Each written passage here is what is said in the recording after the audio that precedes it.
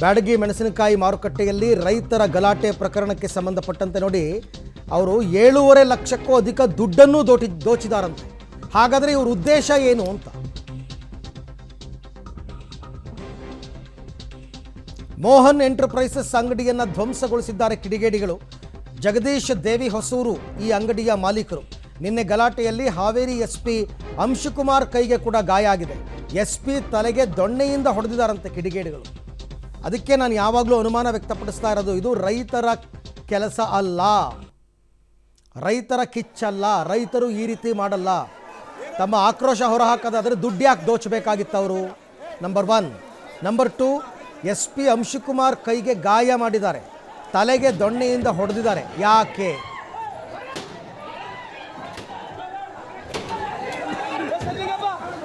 ಮೆಣಸಿನಕಾಯಿ ಏಕಾಏಕಿ ದರ ಕುಸಿತ ಹಿನ್ನೆಲೆಯಲ್ಲಿ ಬ್ಯಾಡಗಿ APMC ಮಾರುಕಟ್ಟೆಯಲ್ಲಿ ಏನೋ ರೈತರ ರೋಷಾಗ್ನಿ ಉಂಟಾಗಿತ್ತು. ಅದರ ಸಂಬಂಧವಾಗಿ ಏನು ದಲ್ಲಾಳಿಯ ವರ್ತಕರ ಅಂಗಡಿ ಕೂಡ ಸಂಪೂರ್ಣವಾಗಿ ಧ್ವಂಸವಾಗಿರುವಂಥದ್ದು. ನಾವು APMC ಮಾರುಕಟ್ಟೆ ಆಡಳಿತ ಕಚೇರಿ ಪಕ್ಕದಲ್ಲಿಯೇ ಇದ್ದೇವೆ.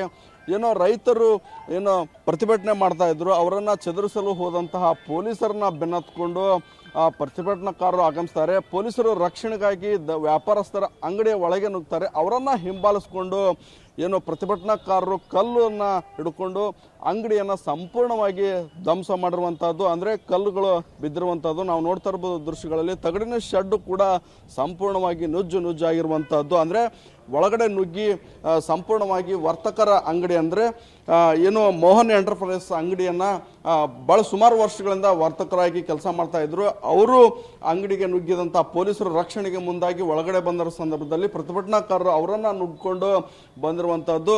ಒಳಗಡೆ ಸಂಪೂರ್ಣವಾಗಿ ಅಂಗಡಿಯ ಏನು ಫರ್ನಿಚರ್ ಆಗಿರ್ಬೋದು, ಗಾರ್ಡೇಜನ್ನು ಸಂಪೂರ್ಣವಾಗಿ ಮುರಿದು ಹಾಕಿ ಅಲ್ಲಿರ್ತಕ್ಕಂಥ ಅಮೌಂಟನ್ನು ಅಂದರೆ 7.5 ಲಕ್ಷಕ್ಕೂ ಅಧಿಕ ಹಣವನ್ನು ಸಂಪೂರ್ಣವಾಗಿ ಕಳ್ಳತನ ಮಾಡಿರುವಂಥದ್ದು ನಾವು ನೋಡ್ತಾ ಇರ್ಬೋದು. ಗಾರ್ಡೇಜ್ ಸಂಪೂರ್ಣವಾಗಿ ಏನು ನುಜ್ಜಾಗಿರುವಂಥದ್ದು. ಅಂಗಡಿಯ ಮಾಲೀಕರು ಭಯದಿಂದ ಸಹ ಓಡಿ ಹೋಗಿರುವಂಥದ್ದು. ಅಂದರೆ ಪೀಠೋಪಕರಣ ಸೇರಿದಂತೆ ಎಲ್ಲವನ್ನ ಧ್ವಂಸ ಮಾಡಿರುವಂಥದ್ದು.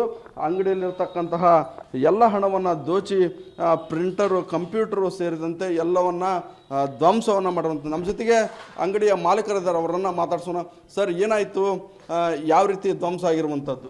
ಸರ್, ಈ ಘಟನೆ ನಡೆದಾಗ ನಾವು ಬಜಾರ್ದಾಗಿದ್ದರು ಸರ್. ಅಲ್ಲಿ ಪೊಲೀಸರ ರಕ್ಷಣೆ ಅಂತ ಒಬ್ಬರು ಪೊಲೀಸರು ಬಂದರು ಸರ್ ಮೇಲ್ಗಡೆ. ಅವ್ರನ್ನ ಹಿಂಬಾಲಿಸ್ಕೊಂಡು ಬಂದಾರೆ ಸರ್ ಅವರೆಲ್ಲ. ಈಗ ಒಂದು ನಮ್ಮನೆ ಹಗಲು ದರೋಡೆ ಆಗಿದೆ ಸರ್ ನಮಗೆ ಇದು. ಆಮೇಲೆ ಇನ್ನೊಂದು ಏನಂತ ಸರ್, ನಾವು ಇಲ್ಲಿ ಒಬ್ರು ಯಾರು ಇದ್ದೇ ಇರ್ತಿದ್ವಿ ಸರ್ ಅಂಗಡಿ ಒಳಗೆ, ಶಾಪ್ ಒಳಗೆ. ನಮ್ಮ ತಂದೆಯವ್ರು ಇರ್ತಿದ್ರಿ, ನಮ್ಮ ತಮ್ಮ ಇರ್ತಿದ್ರಿ, ನಮ್ಮ ಮಾವ ಇರ್ತಿದ್ರಿ, ನಾವು ಇರ್ತಿದ್ವಿ. ಅದೃಷ್ಟವಶ ಏನಂದ್ರೆ ಸರ್, ನಾವು ಇಲ್ಲಿ ಯಾರು ಇಲ್ಲರಿ ಇವತ್ತು ನಿನ್ನೆ ನಾವು ಯಾರಿದ್ರೆ ನಮ್ಮ ಒಬ್ಬರು ಜೀವಕ್ಕೆ ಹಾನಿನ ಸರ್. ನಾವು ಒಬ್ಬರು ಇರಲಿ ಇಬ್ಬರು ಇರಲಿ ಸರ್. ಇಲ್ಲಿ ಇದನ್ನು ಮಾಡಕ್ಕೆ ಬಂದಾರೆ ಸರ್, ಅವ್ರು ನಮ್ಮನ್ನು ಹೊಡೆದು ಬಿಡ ಹೋಗಾರ ಸರ್. ದೊಡ್ಡ ಕಲ್ಲು ಸಮೇತವಾಗಿ ಎಲ್ಲ ವಹಿಸ್ತಿರುವಂಥದ್ದು. ಹಾಂ, ದೊಡ್ಡ ಕಲ್ಲೇ ಎಸ್ತಾರೆ ಸರ್. ದೊಡ್ಡ ಕಲ್ಲೇ ಎಸ್ತಿದ್ದೆ ಸರ್ ಇವೆಲ್ಲ. ಆಮೇಲೆ ಒಂದು ಲೇಬರ್ ತಪ್ಪಿಸ್ಕೊಂಡಾರ ಸರ್, ಲೇಬರ್ ಮೇಲೆ ಬೀಳ್ತಿತ್ತಂತ ಕಲ್ಲು ಸರ್. ಸಂಪೂರ್ಣವಾಗಿ ಎಷ್ಟು ಹಣ ಕಳ್ಳತನ ಆಗಿರ್ಬೋದು, ಏನೊಂದು ಹಾನಿಯಾಗಿರುವಂಥದ್ದು ಸರ್? ಅಮೌಂಟ್ ಅಂದರೂ ನಮ್ಮದು 7.5 ಕ್ಯಾಶ್ ಇತ್ತು ಸರ್. ಮತ್ತು ಬೇರೆ ನಮ್ಮದು ಸಿಲ್ಕ್ ಇತ್ತು ರೀ, ಒಂದು 8 ಲಕ್ಷ ಚಿಲ್ಲರ್ ಐತೆ ಸರ್. ಇದನ್ನು ನೀವೇ ನೋಡಿ ಸರ್, ಎಲ್ಲ ಹಾಳಾಗಿರೋದು ಇದು ವ್ಯಾಲ್ಯೂ ನೀವೇ ಮಾಡೋದು ಸರ್. ಆ ಪ್ರತಿಭಟನಾ ವೇಳೆಯಲ್ಲಿ ಏಕಾಏಕಿ ನುಗ್ಗಿದಂತಹ ಪ್ರತಿಭಟನಾಕಾರರು ಅಂಗಡಿಯಲ್ಲಿರ್ತಕ್ಕಂತಹ ಎಲ್ಲ ಹಣವನ್ನು ದೋಚಿರುವಂಥದ್ದು. ಅದರ ಜೊತೆಗೆ ಪೀಠೋಪಕರಣ ಸೇರಿದಂತೆ ಪೊಲೀಸರನ್ನ ಬೆನ್ನತ್ಕೊಂಡು ಬಂದು ವರ್ತಕರ ಅಂಗಡಿಯನ್ನು ಸಂಪೂರ್ಣವಾಗಿ ಧ್ವಂಸ ಮಾಡಿರುವಂಥದ್ದು. ಕ್ಯಾಮರಾಮನ್ ನಾಗರಾಜ್ ಜೊತೆ ಫಕೀರಯ್ಯ, ಪಬ್ಲಿಕ್ ಟಿವಿ, ಹಾವೇರಿ. ವರ್ತಕರ ಅಂಗಡಿ ಮೇಲೆ ಈ ರೈತರಿಗೆ ಏನು ದ್ವೇಷ ಇತ್ತು? ಅಷ್ಟೊಂದು ದುಡ್ಡನ್ನು ದೋಚಿದ್ದಾರೆ. ಸ್ವಲ್ಪ ಇದರ ತನಿಖೆ ಆಗಬೇಕು, ಕೂಲಂಕುಷವಾಗಿ ಇದರ ತನಿಖೆ ಆಗಬೇಕು. ಈಗೇನು 47 ಜನರನ್ನು ಪೊಲೀಸರು ವಶಕ್ಕೆ ಪಡೆದಿದ್ದಾರಲ್ಲ, ಇವರೆಲ್ಲರೂ ರೈತರಿನ?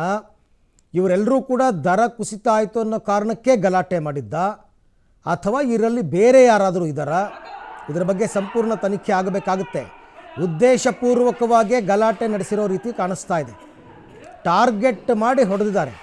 ಇಂಥ ಅಂಗಡಿನೇ ಹೊಡಿಬೇಕು, ಇಂಥ ಕಡೆನೇ ದೋಚಬೇಕು. ಆಮೇಲೆ ಪೊಲೀಸರು ಬಂದರೆ ಪೊಲೀಸರ ಮೇಲೆ ಹಲ್ಲೆ ಮಾಡಿದ್ದಾರೆ. ಸೊ ಇವರೆಲ್ಲ ಯಾರು? ಅನುಮಾನ ಅಂತೂ ಸಹಜವಾಗಿ ಮೂಡುತ್ತೆ.